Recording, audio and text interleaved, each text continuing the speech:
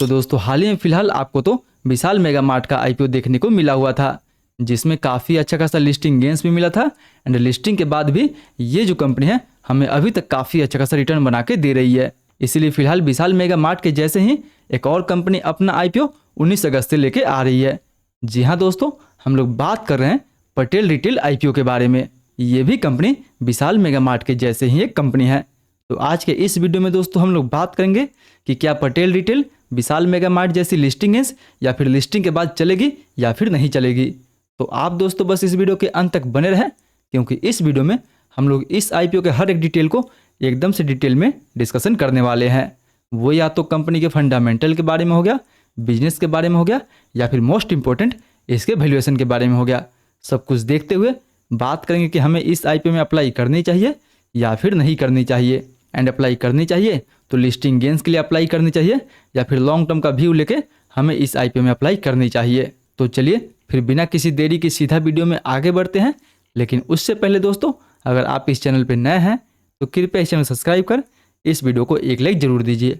अब चलिए आगे बढ़ते हैं और सबसे पहले बात कर लेते हैं इस कंपनी के बिजनेस के बारे में कि आखिर ये कंपनी काम क्या करती है, इस कंपनी का मेन रेवेन्यू सोर्स क्या है। तो दोस्तों जैसे कि मैं आपको पहले भी बता चुका हूँ कि ये जो कंपनी है वो विशाल मेगा मार्ट जैसे ही रिटेल सुपरमार्केट चैन है, जो छोटे शहरों यानी टियर 3 सिटीज में और उनके आसपास के सब अर्बन एरिया में काम करती है, जैसे थाने हो गया एंड रायगढ़ के छोटे टाउन में। ये कंपनी अपने स्टोर्स में डेली ग्रोसरी यानी फूड, एफएमसीजी प्रोडक्ट यानी नॉन फूड, जनरल आइटम और इवन कपड़े भी सेल करती है। वही नहीं, इस कंपनी के पास भी विशाल मेगा मार्ट के जैसे ही अपना खुद का बहुत सारा ब्रांड है, जिस ब्रांड की मदद से ये कंपनी अच्छा खासा प्रॉफिट मार्जिन भी जनरेट करती है। कंपनी का एक ब्रांड पटेल फ्रेश है, जिसके थ्रू ये company pulses ready to cook item sell करती है। वहीं दूसरा ब्रांड इंडियन चस्का है, जिसके थ्रू ये कंपनी मसाले, घी एंड पापड़ को सेल करती है। वहीं अपैरल्स यानी मेंस क्लोथिंग में भी कंपनी का एक ब्रांड है जो कि है ब्लू नेशन। एंड वही नहीं दोस्तों, पटेल इसेंशियल्स करके इस कंपनी का एक ब्रांड है जो होम इंप्रूवमेंट आइटम को सेल करती है। यानी इस कंपनी के पास बहुत सारा खुद का भी ब्रांड है एंड बहुत सारा थर्ड पार्टी ब्रांड को भी ये कंपनी अपने मॉल में सेल करती है। एंड वही नहीं, इस कंपनी के पास जो भी अपना खुद का ब्रांड है उन सारे प्रोडक्ट को ये कंपनी 30 से ज्यादा देशों को एक्सपोर्ट भी करती है।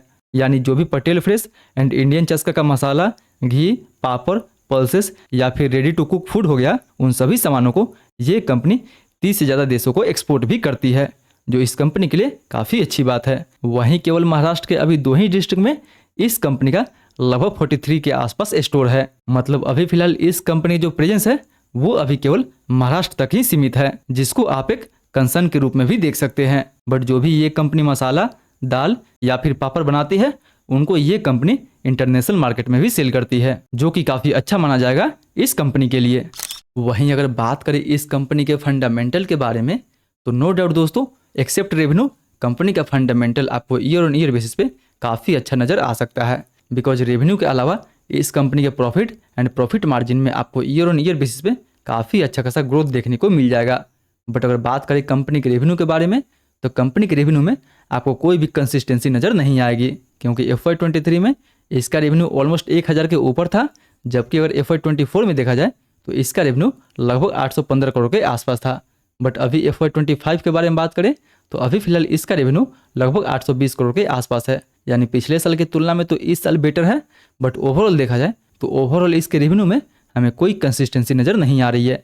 बट अगर बात करें कंपनी के प्रॉफिट के बारे में एंड प्रॉफिट मार्जिन के बारे में, तो उसमें आपको ईयर ऑन ईयर बेसिस पे काफ़ी अच्छा खासा ग्रोथ देखने को मिल जाएगा। सो फिलहाल अभी इसके 1 साल के प्रॉफिट के बारे में ही बात करें तो पिछले साल के मुकाबले में इस साल इसके प्रॉफिट में लगभग हमें 12% के आसपास ग्रोथ देखने को मिला हुआ है, जो कि काफ़ी अच्छा माना जाएगा इस कंपनी के लिए।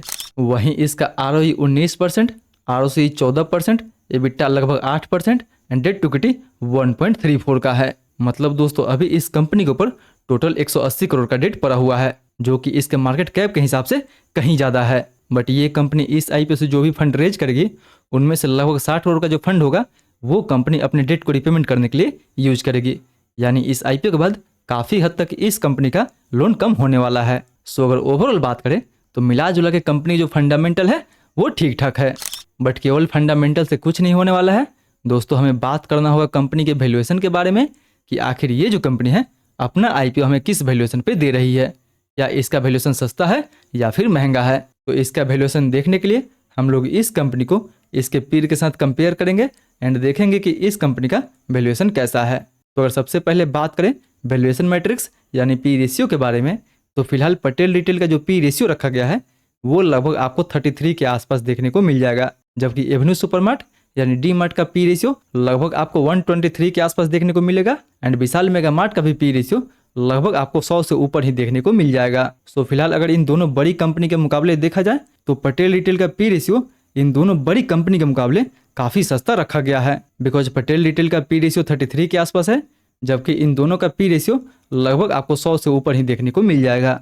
बट अगर आप पी रेशियो के मुकाबले अर्निंग पर शेयर को देखते हैं तो इस कंपनी का अर्निंग पर शेयर लगभग आपको 7 रुपये के आसपास देखने को मिल जाएगा, जबकि डी मार्ट का अर्निंग पर शेयर लगभग आपको 36 रुपये के आसपास देखने को मिल जाएगा। बट फिलहाल दोस्तों हम लोग पटेल रिटेल को एंड डी मार्ट को डायरेक्टली कंपेयर नहीं कर सकते हैं, क्योंकि इन दोनों कंपनी में हमें जमीन आसमान का अंतर देखने को मिल जाएगा। बिकॉज डी मार्ट का मार्केट कैप लगभग आपको 3 लाख करोड़ के आसपास देखने को मिलेगा, जबकि पटेल रिटेल का मार्केट कैप लगभग आपको 850 करोड़ के आसपास देखने को मिल जाएगा। बट फिर भी अगर ओवरऑल बात करें तो ओवरऑल पटेल रिटेल का जो वैल्यूएशन रखा गया है वो दोस्तों इन सभी के मुकाबले काफ़ी अच्छा रखा गया है। मतलब ओवरऑल ये जो कंपनी है वो फंडामेंटल वाइज भी काफ़ी अच्छी है, प्लस वैल्यूएशन वाइज भी देखा जाए तो वैल्यूएशन वाइज भी आपको काफ़ी अट्रैक्टिव वैल्यूएशन पे मिल रही है।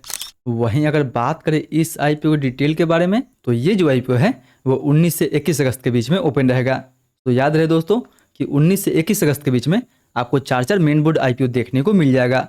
सो अगर आपने उन सभी का अभी तक रिव्यू नहीं देखा है तो चैनल पे विजिट करके या फिर वीडियो के अंत में भी उनका लिंक आपको देखने को मिल जाएगा।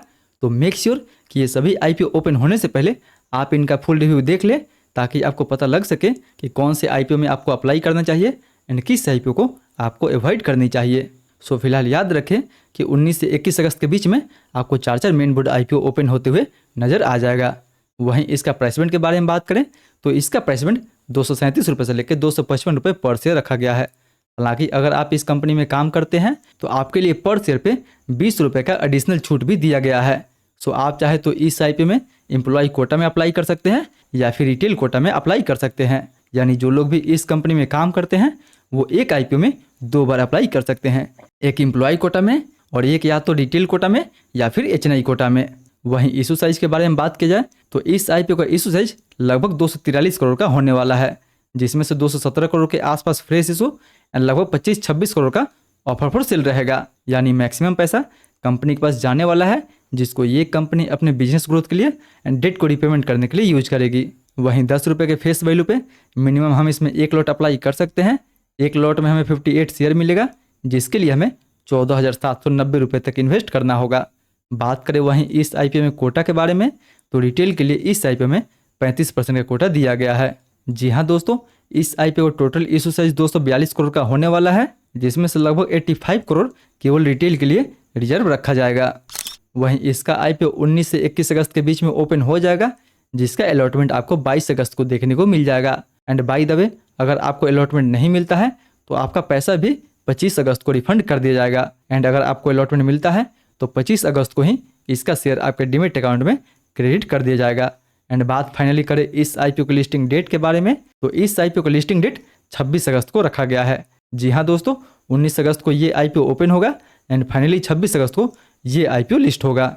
सो फिलहाल दोस्तों इन सारे फैक्टर को देखते हुए बात करें इस वीडियो के कंक्लूजन के बारे में कि हमें इस आईपीओ में अप्लाई करनी चाहिए या फिर नहीं करनी चाहिए। एंड अगर अप्लाई करनी चाहिए तो लिस्टिंग गेंस के हिसाब से अप्लाई करनी चाहिए या फिर लॉन्ग टर्म का व्यू लेके हमें इन आईपीओ में अप्लाई करनी चाहिए। तो अगर सबसे पहले बात करें लिस्टिंग गेंस के बारे में तो फिलहाल इसके ग्रे मार्केट में लगभग आपको 15% के आसपास डिमांड देखने को मिल जाएगा। यानी अगर 15% के हिसाब से भी देखा जाए तो इस आईपीओ में कहीं ना कहीं लगभग आपको 2200 के आसपास तक प्रॉफिट देखने को मिल जाएगा पर लॉट पे। सो अगर दोस्तों इस आईपीओ में इतना अच्छा खासा आपको प्रॉफिट मिल रहा है तो इस आईपीओ में तो हमें लिस्टिंग गेंस के लिए ज़रूर अप्लाई करनी चाहिए।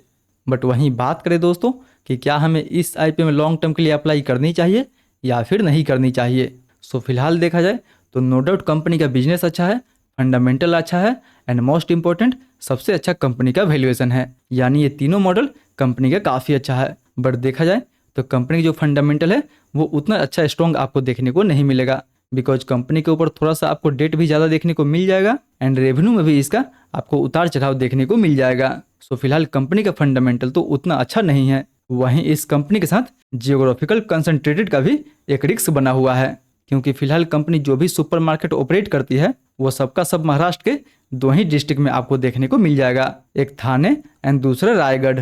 यानी बस यही 2 रीजन में इस कंपनी का टोटल मॉल ऑपरेटेड है। इसीलिए फिलहाल इस आईपीओ में तो लॉन्ग टर्म के लिए नहीं, बट ओवरऑल इस कंपनी को अच्छा खासा सब्सक्रिप्शन मिलता है, इसका एंकर बुक अच्छा आता है, तो इस आईपीओ में हम listing gains and medium term के लिए अप्लाई कर सकते हैं।